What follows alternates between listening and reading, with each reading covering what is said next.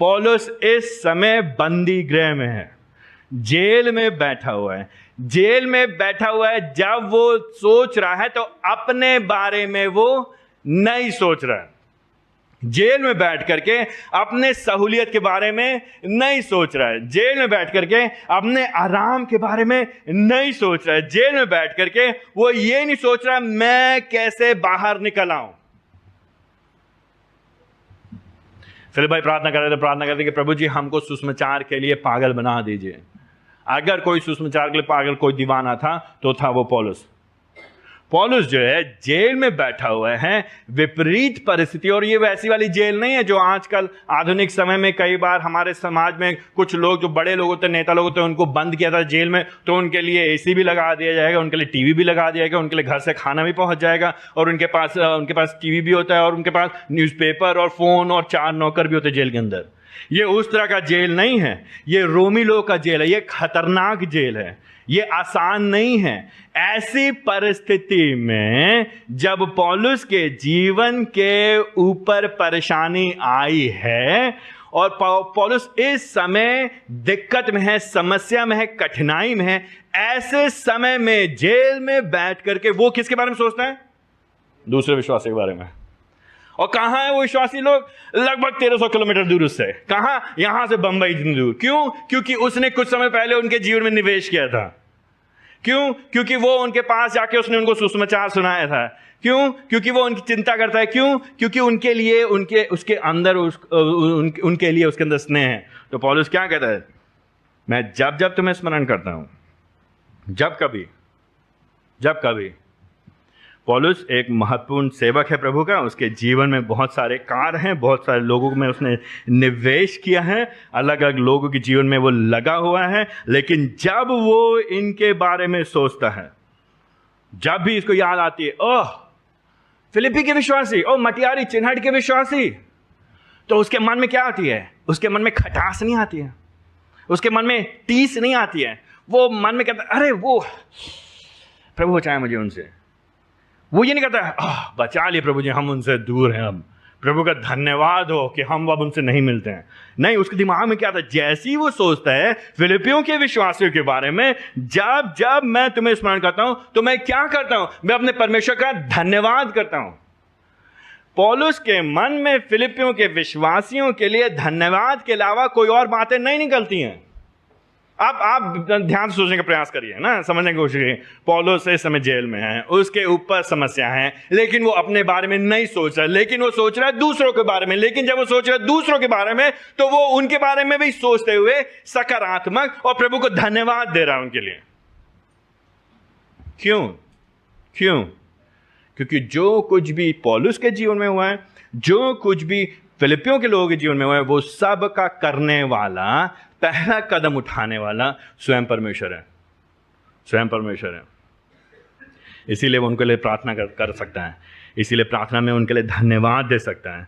चौथे पद में, आनंद के साथ मैं तुम्हारे लिए प्रार्थना करता हूं, दुख के साथ नहीं, खटास के साथ नहीं, उफ कैसे लोग हैं ऐसा बोल करके नहीं, हाय के साथ नहीं, लेकिन आनंद के साथ। और जब जब फिलिपियों, जैसे जैसे हम लोग फिलिपियों की पत्री पढ़ते चले जाएंगे तो आपके समझ में आएगा क्यों करके पौलुस फिलिपियों के लोगों के लिए आनंद के साथ प्रार्थना करता है। जब जब फिलिपियों के लोगों के बारे में पौलुस को याद आता है तो पौलुस कहता है प्रभु जी आपका धन्यवाद हो, प्रभु आपका धन्यवाद हो फिलिपियों के विश्वासियों के लिए। वो रह नहीं पाता है। आप फिर समझने की कोशिश करें ना, इस समय वो बंदी गृह में है। हो सकता है उसके हाथों में जंजीरें पड़ी हो सकता है उसके पैरों में लकड़ी के बड़े बड़े टुकड़े पड़े हों, उसमें बांधा गया उसके पैरों को। वो बैठा हुआ है वहां पे, हो सकता है ठंडक भी होगी, हो सकता है वहां पे चूहे इधर दौड़ रहे होंगे, हो सकता है वहां पे बदबू आ रही होगी सीलन की वजह से, हो सकता है उसने खाना नहीं खाया होगा ठीक से। हमको नहीं मालूम कैसी परिस्थिति में है, लेकिन आसान परिस्थिति में नहीं था।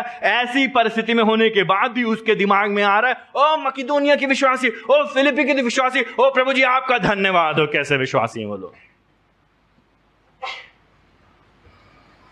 जब मैं इस खंड को पढ़ रहा था तो मैं सोच रहा था मेरे बारे में जब लोग सोचते हैं तो क्या कहते होंगे।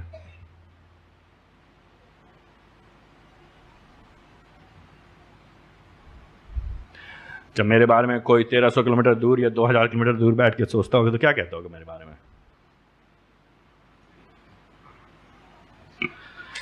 जब आपके बारे में आपके कलीसिया के अगुए लोग बात करते हैं तो क्या सोचते हैं आपके बारे में?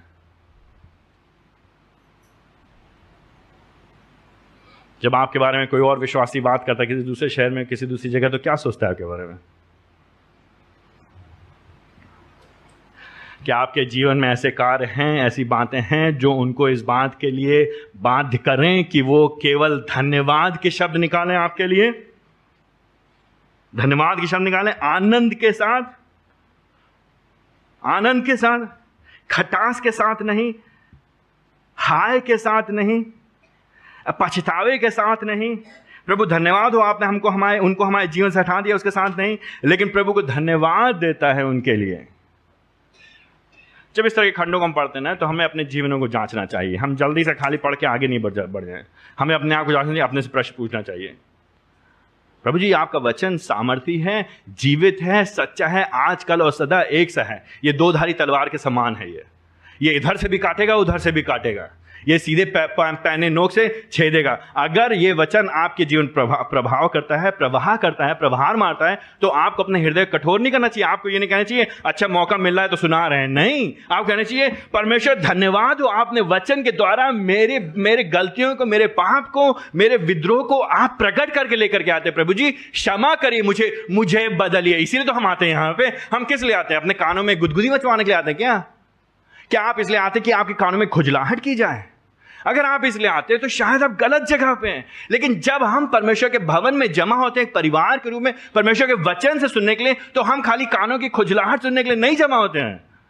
हम जमा होते हैं कि हमारे हृदय भेदे जाएं, छेदे जाएं, हमारे पाप उजागर किए जाएं, हमारी गलतियां दिखाई दी जाएं, ताकि हम पश्चाताप करें और हम यीशु मसीह के जैसे बने।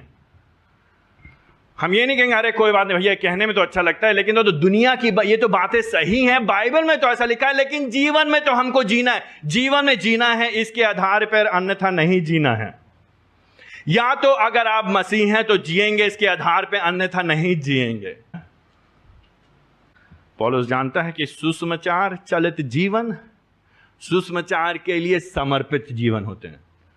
पौलुस का स्वयं का जीवन सुसमाचार के लिए समर्पित है, इसलिए वो जेल में सोच सकता है तो सिर्फ सुसमाचार से संबंधित बातों के लिए।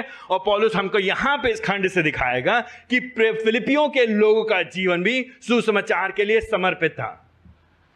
आपका जीवन किसके लिए समर्पित है?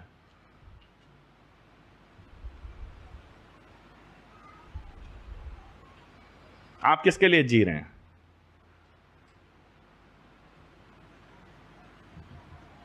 आप क्या चाहते हैं अपने जीवन से? आपका क्या उद्देश्य जीने का?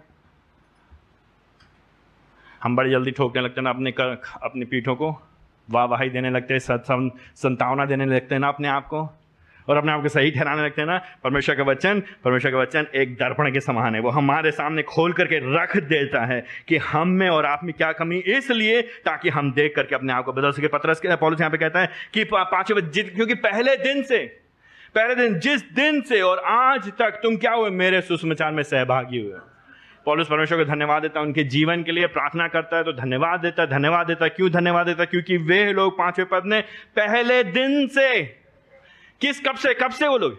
पहले दिन से, जिस दिन उन्होंने विश्वास किया उस दिन से वो लोग पौलुस के सुसमाचार में सहभागी हो गए, क्योंकि उनका जीवन सुसमाचार चलित जीवन है, सुसमाचार केंद्रित जीवन है, सुसमाचार के लिए समर्पित है।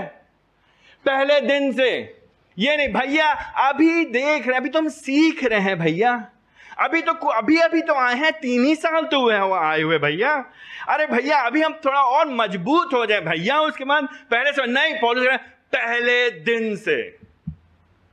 दिन से तुम आए, मैंने तुमको सुसमाचार सुनाया, मैंने तुम्हें बताया कि तुम पापी हो, तुम नरक जा रहे हो, अपने आप को नहीं बचा सकते हो, तुम्हारे पापों का कोई भी निवारण नहीं कर सकता है, तुम्हारे अच्छे काम तुमको बचाएंगे नहीं, तुम्हारे अच्छे काम तुमको डुबा देंगे, नरक लेके जाएंगे, तुमको बचा सकता है तो सिर्फ यीशु मसीह। पश्चाताप करो, अपने पापों से क्षमा मांगो, यीशु मसीह पे विश्वास करो। क्यों? क्योंकि वो ही एकमात्र सच्चा जीवित परमेश्वर है, जो लगभग 2000 साल पहले मनुष्य बन करके आ गया, तुम्हारे बदले उसने पवित्र जीवन जिया, तुम्हारी जगह पे उसने सिद्ध जीवन जिया। तुम जो पवित्र पवित्र जीवन नहीं जी सकते थे, तुम्हारे लिए उसने पवित्र जीवन जिया, और फिर तुम्हारे पापों की कीमत चुकाने के लिए, जो कि पापों का दंड तुमको चुकाना चाहिए था, परमेश्वर का क्रोध जो तुम्हारे ऊपर बना हुआ था, परमेश्वर का क्रोध का सामना जो तुम नहीं कर सकते थे और तुम नरक जा रहे थे, तुमको परमेश्वर के क्रोध से बचाने के लिए, तुमको नरक से बचाने के लिए, परमेश्वर के दंड से बचाने के लिए, तुम्हारे बदले में, तुम्हारी जगह पर, तुम्हारे लिए यीशु मसीह क्रूस के ऊपर चढ़ गया, मारा गया, गाड़ा गया और तीसरे दिन जी उठा। वो इसलिए जी उठा क्योंकि परमेश्वर पिता ने उसके बलिदान को स्वीकार कर लिया, तुम्हारे पापों के लिए, मेरे पापों के लिए। और अगर तुम उस पर विश्वास करते हो तो तुम्हें क्षमा मिलेगी, तुम्हें मुक्ति मिलेगी। और जैसे ही फिलिपियों के लोगों ने सुना, एकदम से उन्होंने कहा, हाँ भैया पौलुस, हम पापी हैं, पौलुस हम पापी हैं, पौलुस हम अपने आप को नहीं बचा सकते हैं। उन्होंने बहाने नहीं बनाए, उन्होंने ये नहीं कहा अरे भैया हमारे पड़ोसी लोग बहुत परेशान करेंगे। पौलुस से फिलिपियों के लोगों ने नहीं कहा अरे हमारे बाप दादे तो कुछ और विश्वास करते हैं। पौलुस से फिलिपियों के लोगों ने ये नहीं कहा अरे बड़ा कीमत चुकाना पड़ेगा। पौलुस के से लोगों ने ये नहीं कहा भैया हमको क्या मिलेगा यीशु मसीह के पीछे चलेंगे। पौलुस से फिलिपियों के लोगों ने नहीं कहा पहले बीमारी ठीक करो फिर चलेंगे यीशु मसीह के पीछे। पौलुस से लोगों ने ये नहीं कहा पहले हमको नौकरी दो, पहले हमारे लड़के की पढ़ाई पूरी करो, पहले हमें घर बना के दो, तब हम यीशु मसीह के पीछे चलेंगे। फिलिपियों के लोगों ने कहा अरे यीशु मसीह ने मेरे लिए पापों की कीमत चुका दी, ये काफी है बस, और कुछ नहीं चाहिए। यीशु मसीह प्रभु है, ये काफी है बस, और कुछ नहीं चाहिए। यीशु मसीह हमें मरने के बाद निश्चयता देते हैं कि हम हमेशा तक स्वर्ग में प्रभु जी के साथ रहेंगे, ये काफी है मेरे लिए बस, और कुछ नहीं चाहिए।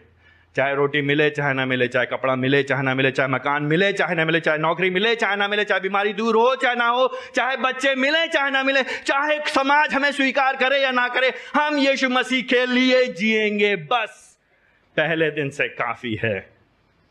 अब सब कुछ हमारा आपके लिए है। पौलुस आप बताइए हम क्या करें, हम कैसे सहयोग दें आपका। लग गए वो लोग पौलुस के साथ सहयोग करने में।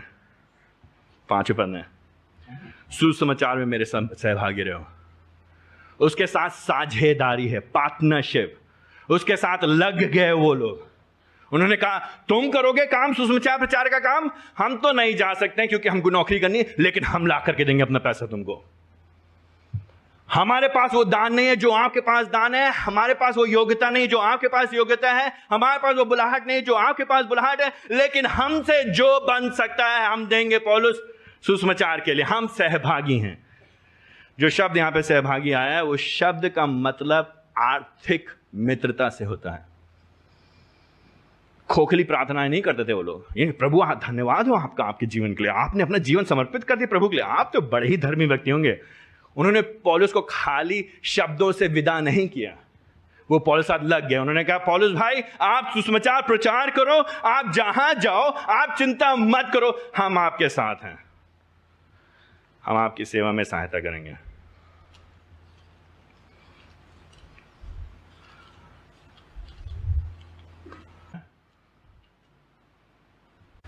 पहले दिन से ही आज तक चाहे कुछ भी हो गया, चाहे जैसी भी परिस्थिति आई, उन्होंने पौलुस का साथ देना नहीं छोड़ा। पौलुस कुरिन्थियों की कलीसिया को बताते लिखता है दूसरे पद में, संकटों की कठिन परीक्षा में उनके अपार आनंद और घोर दरिद्रता के फल स्वरूप उनकी उदारता उमड़ पड़ी।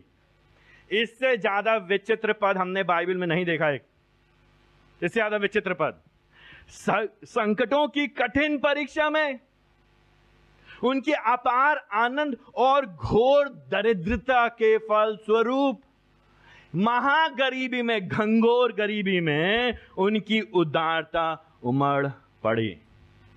मैं साक्षी देता हूं कि उन्होंने अपनी शक्ति के अनुसार वरन क्षमता से भी अधिक अपनी इच्छा से दिया, और संतों की सहायता करने में सहयोग देने के लिए हमसे बार बार अनुनय विनय करने लगे। भैया प्लीज पौलुस प्लीज ले लो, और ले लो, क्या कितना क्या दे सकते भैया, ले लो प्लीज ले लो। अच्छा ये हमारी बकरी ये भी ले लो, ये गाय हमारी ये भी ले लो, अरे ये हमारे पास 4 बीघा जमीन लो, 3 तुम ले जाओ, अच्छा 3.5 तुम ले जाओ, ले जाओ, तुम्हें क्या दें हम क्या दे सकते हैं। पौलुस बार बार उन्होंने विनती करने लगे, और उन्होंने हमारी आशा से परे परमेश्वर की इच्छा के अनुसार अपने आप को पहले प्रभु को फिर हमें भी दे दिया। फिलिपियों का पहला अध्याय उसके 5वें पद में, क्योंकि पहले ही दिन से आज तक तुम सुसमाचार में सहभागी रहे हो। ये लोग मुंह से नहीं बोलते थे केवल, उनका प्रभु के प्रति समर्पण खाली मुंह से नहीं था, उनका प्रभु के प्रति समर्पण उनके जीवन से दिखाया जाता है। क्योंकि इनके जीवन में प्रभु ने कार्य किया था। यही बात छठे अपने पौलुस को बताता है। पौलुस कहता है, मुझे इस बात का निश्चय है कि जिसने तुम्हें भला कार्य आरंभ किया है, तुम क्यों करके हमारे साथ साझेदारी कर रहे हो, तुम क्यों करके साथ हमारे साथ सहभागिता कर रहे हो, क्यों करके तुम मेरे साथ लगे हुए सेवा में। तो जब मैं जहां जहां सुसमाचार प्रचार के लिए जाता हूं, तुम मेरी सहायता करते हो, तुम तीमुथियुस की सहायता करते हो, तुम इपफ्रुदीतुस की सहायता करते हो, तुम अलग अलग विश्वासी सेवकों की सहायता करते हो, तुम सेवा में लगे हुए हो, दे रहे हो, सुसमाचार खड़े हो। क्योंकि छठे पद में पहले करके प्रभु जी ने तुम्हारे अंदर काम आरंभ किया है। जो सुसमाचार चलित जीवन है उसका जो मुख्य स्रोत है, मुख्य उद्गम की जगह है, मुख्य शुरुआत, जो मुख्य इंजन है, जो जड़ है, जो नीचे की नींव है, वो डालने का काम प्रभु जी ने स्वयं किया है। मुझे इस बात का निश्चय है कि जिसने तुम में भला कार्य आरंभ किया है। बात पौलुस उनके जीवन को देखकर कहता है कि तुम्हारे जीवन में एक अच्छा काम चल रहा है।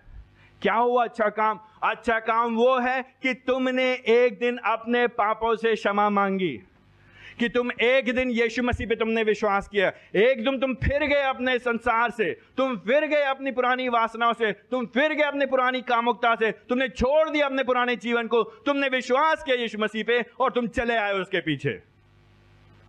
कब हुआ ये? कब हुआ ये? तुम कर सकते थे? तुम्हारे अंदर क्षमता है? तुम्हारे अंदर क्षमता है अपने आप को नया जन्म देने की? कौन है यहां पे जो कहेगा मैंने अपने आप को नया जन्म दिया है? कैसे आप पैदा करेंगे अपने आप को? कोई बच्चा है जो यहां पे खड़ा होकर कह सकता है मैंने अपने आप को पैदा किया है? कौन पैदा करेगा हमको? प्रभु जी ने किया है। परमेश्वर पिता ने परमेश्वर पुत्र के द्वारा, परमेश्वर पवित्र आत्मा की सामर्थ में होकर के अनंत काल पूर्व हमको चुन लिया था। उसने हमको और आपको चुन लिया था, और सही समय पे और ठीक समय पे, जब समय सही था, तब उसने क्या किया? उसने अपने पुत्र को हमारे लिए भेजा। ना से उसने अपना हमारे लिए भेजा, वो मारा गया, गाड़ा गया, तीसरे दिन जी उठा। और फिर उसके बाद जब समय हमारे जीवन में सही था, परमेश्वर पवित्र आत्मा ने हमारी आंखों को खोल दी। उसने किया है काम। आज की सुबह अगर आज यहाँ पे आप बैठे हैं, हो सकता है आप यहाँ पे इसलिए बैठे हो कि कुछ समय पहले आपको किसी ने यीशु मसीह के बारे में बताया था। हो सकता है कि आपने कोई चमत्कार देखा था, हो सकता है आपको कोई चंगाई मिली थी, हो सकता है आपको दुष्ट आत्मा से छुटकारा मिला था, हो सकता है आप इसलिए यहाँ बैठे हैं क्योंकि आपको जबरदस्ती आपके पति लेके आते हैं, या जबरदस्ती आपकी पत्नी लेकर के आते हैं, या आपका कोई दोस्त है जो आपको जबरदस्ती लेकर के आ गया। ये सब काम कारणों की वजह से अगर आप यहाँ पे हैं तो आप कुछ समय रहेंगे, लेकिन कुछ समय के बाद चले जाएंगे। लेकिन सच में अगर प्रभु जी ने आपके अंदर काम किया है, अगर प्रभु जी ने पहल किया है, अगर प्रभु जी ने आपको नया जन्म दिया है, अगर प्रभु जी ने आपका पत्थर का हृदय निकाल करके मांस का हृदय दिया है, अगर परमेश्वर पवित्र आत्मा ने आपको नया जन्म दिया है, तो जो काम वो जब आरंभ करेगा तो वो अंत तक बना रहेगा। हम लोग कई बार कुछ लोगों को देखते हैं ना, कहते हैं अरे वो भैया बहुत जोश में थे, बहुत जोश में थे, और 2 साल के बाद क्या हुआ? जोश खत्म हो गया। क्यों? कुछ लोग दिखाई देते हैं जो लगता है कि प्रभु के लिए वो जिएंगे मरेंगे, हम खून का हर कतरा हंस हंस के बहा देंगे, गाने के समय खूब चिल्ला चिल्ला गाए थे, लेकिन कुछ समय के बाद क्या हुआ? हल्की सी असहूलियत, हल्की सी परेशानी, और अपने ईमान से, अपने विश्वास से समझौता कर बैठे। ऐसे क्यों होता है? ऐसा तब होता है जब लोगों के अंदर परमेश्वर काम नहीं करता है। दिखने में, ऊपर से तो दिखने में विश्वासी हैं, विश्वासियों के जैसे लगते हैं, विश्वासियों के जैसे कपड़े पहनते हैं, विश्वासियों के जैसे भाषा भी उपयोग करते हैं, विश्वासियों के जैसे संगति में रहते भी हैं, लेकिन अंदर अगर कुछ नहीं हुआ है, खाली सामाजिक प्रभाव, खाली घर की वजह से, मम्मी विश्वासी, पापा विश्वासी, पड़ोसी विश्वासी, चर्च में लोग विश्वासी, सिर्फ इस वजह से तो कुछ नहीं होगा उसका। तभी तो सुसमाचार केंद्रित जीवन जीने में समस्या होती है।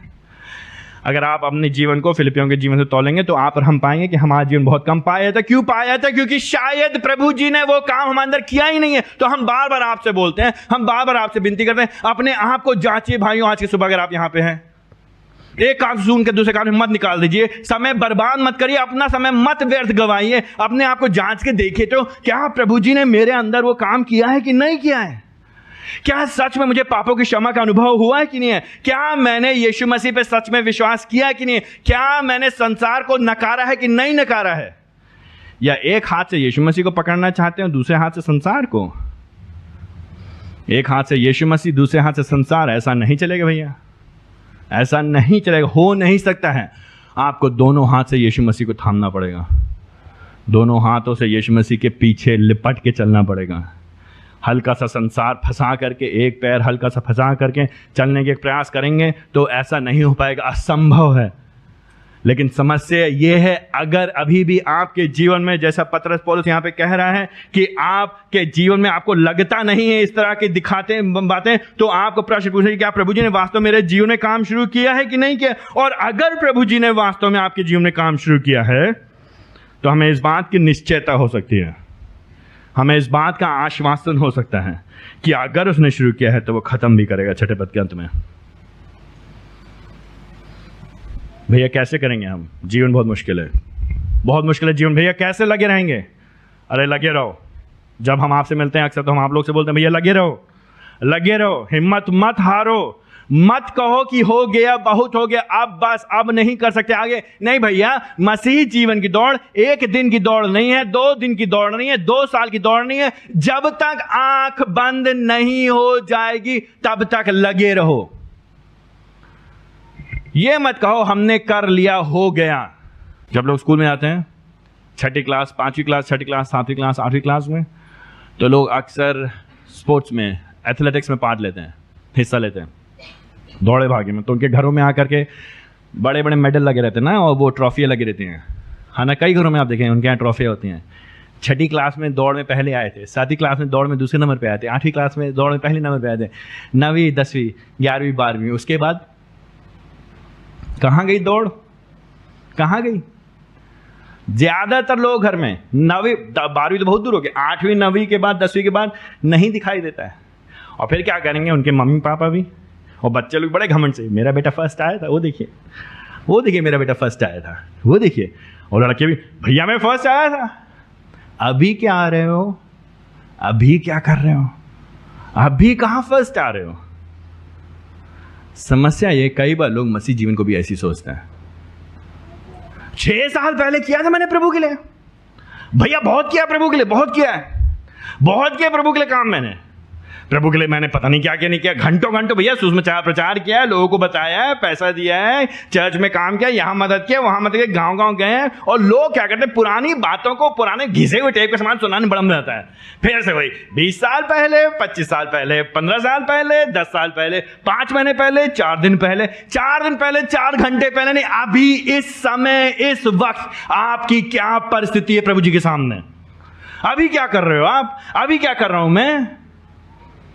अगर अभी इस समय हम बने हुए नहीं हैं, अभी इस समय हम लगे हुए नहीं हैं, तो जो काम हमारे अंदर था, प्रभु ने नहीं किया था, वो केवल दिखावा था, वो केवल लोगों के प्रभाव में होकर के हम कर रहे थे, वो केवल थोड़ा सा जोश था, वो केवल थोड़े के समय के लिए हम भावनाओं में बह गए थे। लेकिन सच में प्रभु जी ने नहीं किया था, क्योंकि अगर सच में प्रभु जी ने किया होता तो हम अंत तक बने रहते।